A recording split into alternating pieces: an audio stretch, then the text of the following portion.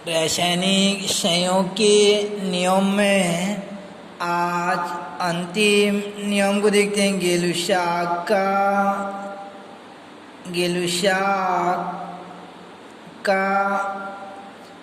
Gas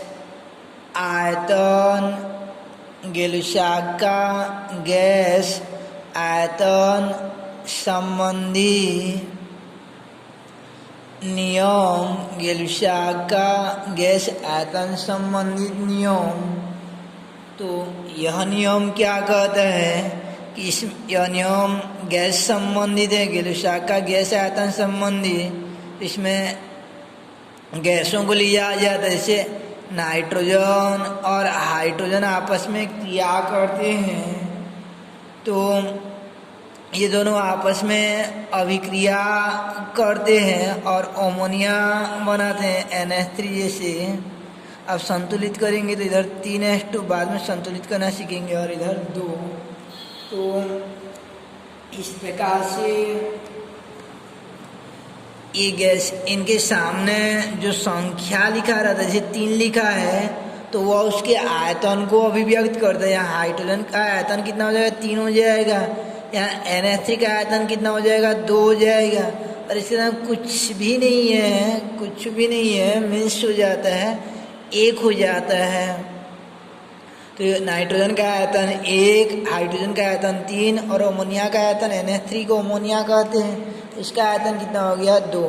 तो याद रखे रहना कि 1:1 या 1:2 या 1:3 या 3:2 ऐसे अनुपात को सरल अनुपात कहते हैं, जबकि 1.7:3.9 ऐसे दशमलव वाला अनुपात को सरल अनुपात नहीं कहते हैं। यानी इनको सरल अनुपात कहा जाता है, 1:2 या 2:3 या 1:3।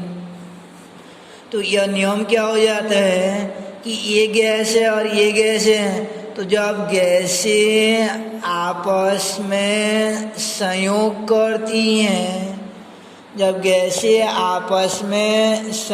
करती हैं तो उनके आयतनों में सरल अनुपात होता है।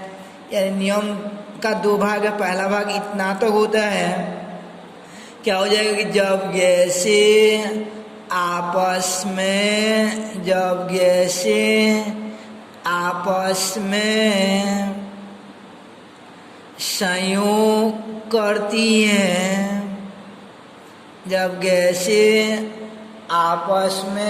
संयोग करती हैं,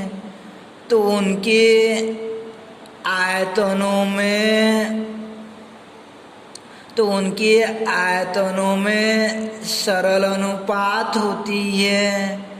तो उनके आयतनों में कैसा अनुपात होती है, सरल अनुपात होती है। जब गैसें आपस में संयोग करते हैं तो उनके आयतनों में सरल अनुपात होती है। अब नियम का दूसरा भाग देखते हैं कि इनके संयोग से यानी अभिक्रिया से, संयोगवश यानी लकी से कोई गैस बन जाता है। जैसे अमोनिया है, यह भी गैस है, ये दोनों भी गैस थे और अमोनिया भी गैस है। यदि उनके संयोग से भाग्यवश अगर कोई गैस बन जाता है तो उसका आयतन भी सरल अनुपात में मिलता है, यानी 1:3:2 हो जाता है। यानी उसका आयतन भी, इनको अभिकारी गैस कहा जाता है। तो उसका आयतन भी, यानी बनने वाला पदार्थ भी गैस हो जाए तो उसका आयतन भी अभिकारी गैसों के आयतन के सरल अनुपात में हो जाता है। तो इस प्रकार नियम का दूसरा भाग क्या हो गया कि यदि बनने वाला पदार्थ भी गैस हो जाए, यानी बनने वाला पदार्थ भी गैस हो, तो उसका आयतन भी अभिकारी गैस के आयतनों के सरल अनुपात में होती है। यानी दोनों को कंबाइन करके बोलेंगे तो जब गैसें आपस में संयोग करती हैं तो उनके आयतनों में सरल अनुपात होती है। यदि उनके संयोग से बनने वाला पदार्थ भी गैस हो, यदि उनके संयोग से बनने वाला पदार्थ भी गैस हो तो उसका आयतन भी अभिकारी गैसों के आयतन के सरल अनुपात में होती है। यदि बनने वाला पदार्थ भी गैस हो तो उसका आयतन भी अभिकारी गैसों के आयतन के सरल अनुपात में होती है। यानी जब गैसें आपस में संयोग करती तो उनके आयतनों में सरल अनुपात होती है। यदि उनके संयोग से बनने वाला पदार्थ भी गैस हो तो उसका आयतन भी अभिकारी गैसों के आयतन के सरल अनुपात में होती है। तो इस प्रकार रासायनिक संयोग के 5 नियम हुए।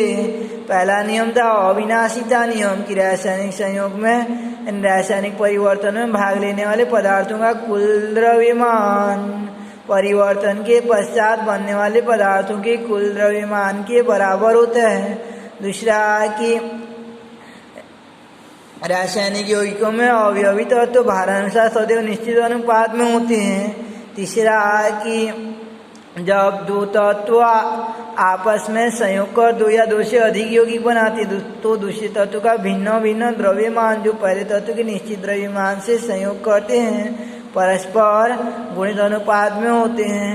और चौथा होता है व्युत्क्रम अनुपात नियम कि जब 2 भिन्न तत्व किसी तीसरे तत्व के निश्चित द्रव्यमान से अलग अलग संयोग करते हैं तो पहले 2 तत्व या तो उसी अनुपात में होते हैं जो उनके वास्तविक संयोग का है अथवा उसका सरल गुणक होता है। और 5वां आद्य की गेलुसा का गैस आयतन संबंधित नियम कि जब गैसें आपस में संयोग करती तो उनके आयतनों में सरल अनुपात होती है। यदि उनके संयोग से बनने वाला पदार्थ भी गैस हो तो उसका आयतन भी अभिकारी गैसों के आयतन के सरल अनुपात में होती है। यानी जब गैसें आपस में संयोग करती है तो उनके आयतनों में सरल अनुपात होती है। यदि उनके संयोग से बनने वाला पदार्थ भी गैस हो तो उसका आयतन भी अभिकारी गैसों के आयतन के सरल अनुपात में होती है।